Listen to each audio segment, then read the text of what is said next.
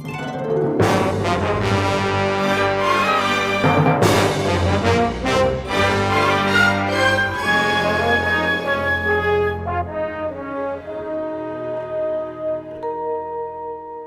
was a routine day on Moonbase Alpha, as Earth's great satellite, blasted out of orbit by a tremendous explosion of nuclear waste materials, moved through space on its journey into the unknown. Suddenly, a deep rumbling shatters the comm, and Alpha shakes and vibrates as though in the grip of a giant hand. In main mission, Commander Koenig barks out commands. Sandra, all scanners and sensors up full. Yes, sir. Kano, computer report as fast as you can get it. Right, Commander. Paul, activate big screen. Yes, sir. What's happening, John? I don't know, Victor, but the way this place is shaking, we'd better find out fast. Commander, on the big screen, look. Phew!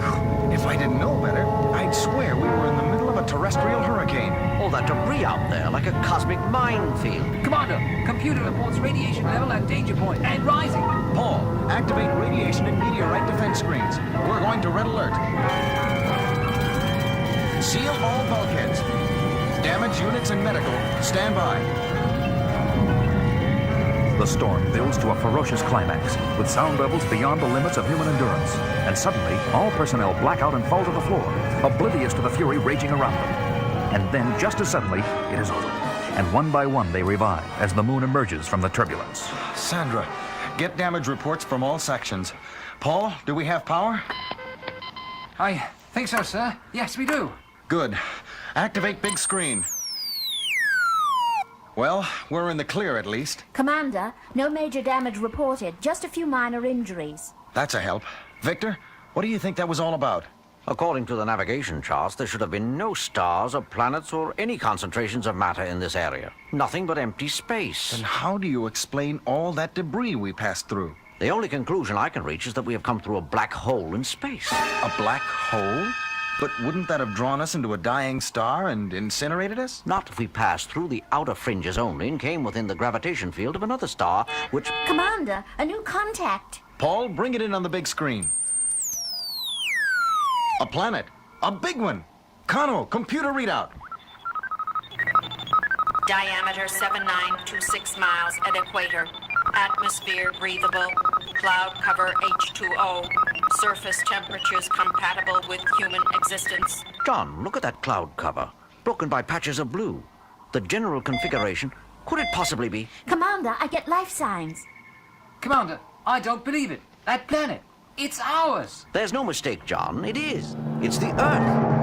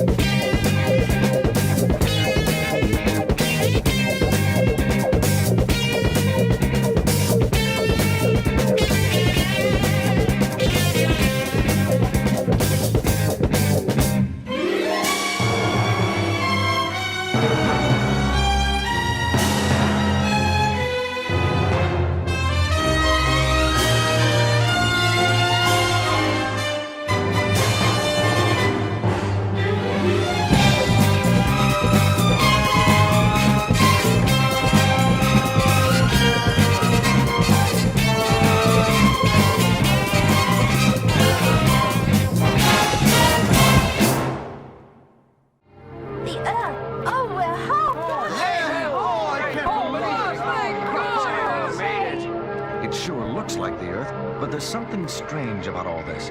Alan, get Eagle 1 ready. We're going down and take a closer look. Within the hour, Eagle 1 is headed toward the planet with a landing party headed by John Koenig. Still no response to our call, Helena? No, John, nothing. Strange. They didn't answer our calls from main mission either. Every instrument reading and visual sighting confirms that this is our Earth. But we get no radio communication or any other sign of the civilization we knew. But we do get unmistakable life signs. Cloud cover very heavy, Commander, but there's a break right over there at 3 o'clock. Looks like a good landing area below it. Time we got some answers. Set her down now.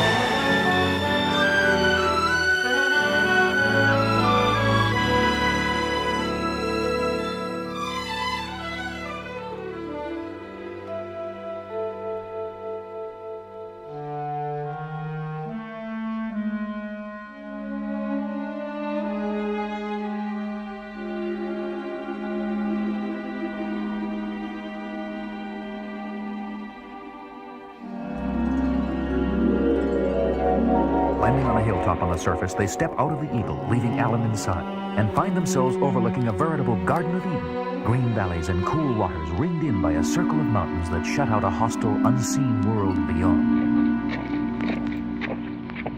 And look, John, shepherds tending their flock. Women carrying water from the well. Look at the robes they're wearing.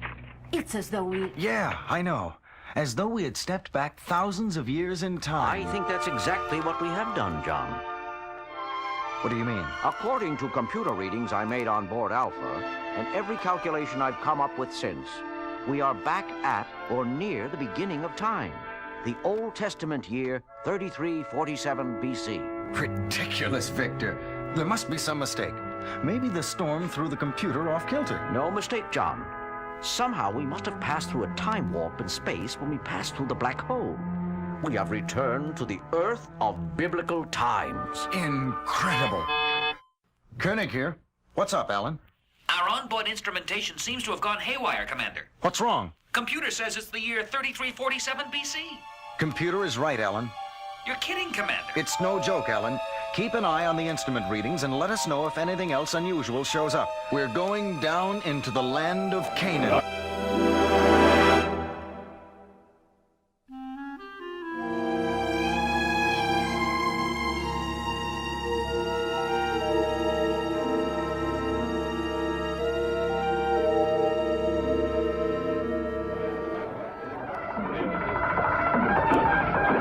They certainly seem to be a happy, carefree lot. I wonder if this is a celebration day of some kind, or do they always live it up like this?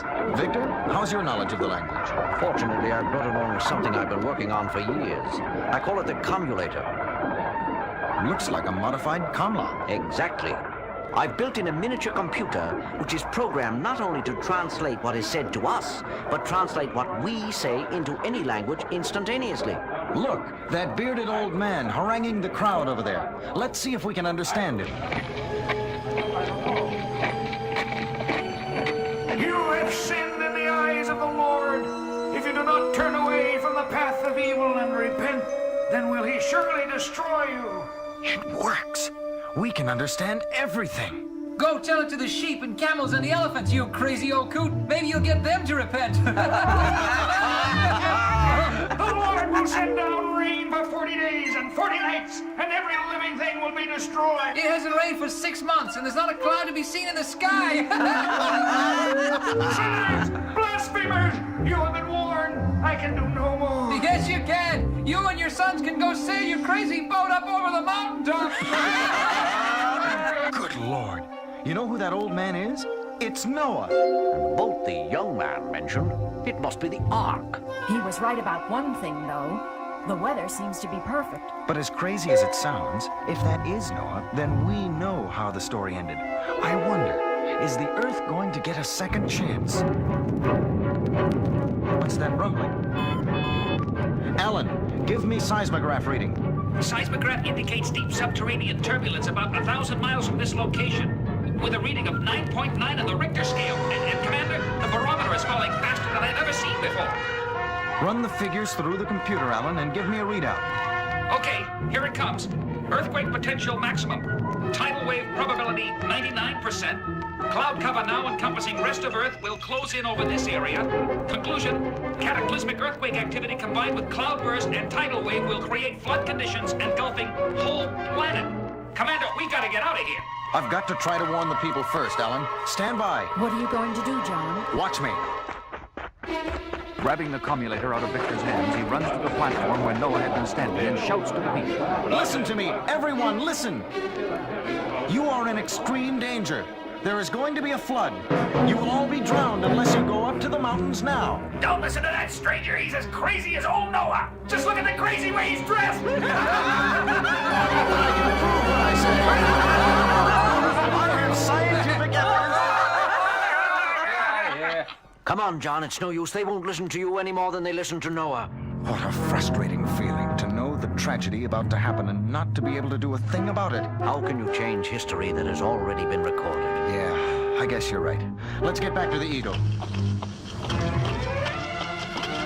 They reach the Eagle, look back one last time and climb in just as a tremendous rumbling shakes the earth and ominous clouds close in.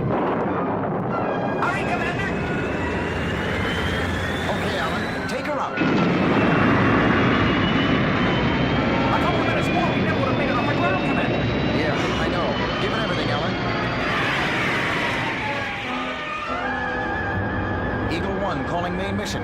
Eagle 1 calling main mission. Do you copy? Main mission, got you, Eagle 1. You had us worried. Paul, what readings do you get on the planet? Visual sighting 0. Seismograph and barometric readings indicate extreme turbulence on planet's surface. Unable to get life sign readings. Commander, can anyone survive through all that? From personal observation, we can't answer that. But feel that at least one man and his family have a chance. What about us, Commander? Will we be going home? No way, Paul. Given our moon's trajectory, the Earth will be far beyond Eagle range at the end of the 40 days and 40 nights that storm is going to last. 40 days and 40 nights? Where did you get those figures, Commander? Not even our main computer base can predict that accurately. Just read the Bible, Paul. Read the Bible.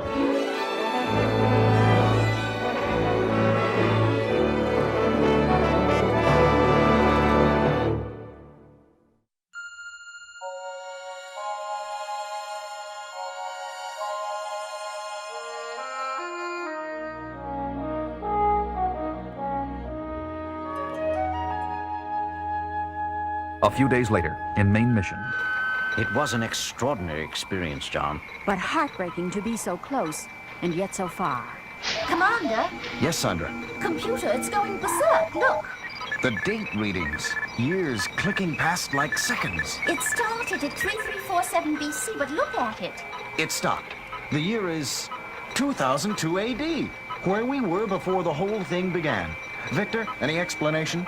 Well, I can just give you an educated guess. As we traveled farther and farther away from the area of the black hole, we may have returned through the time warp in space into our own era.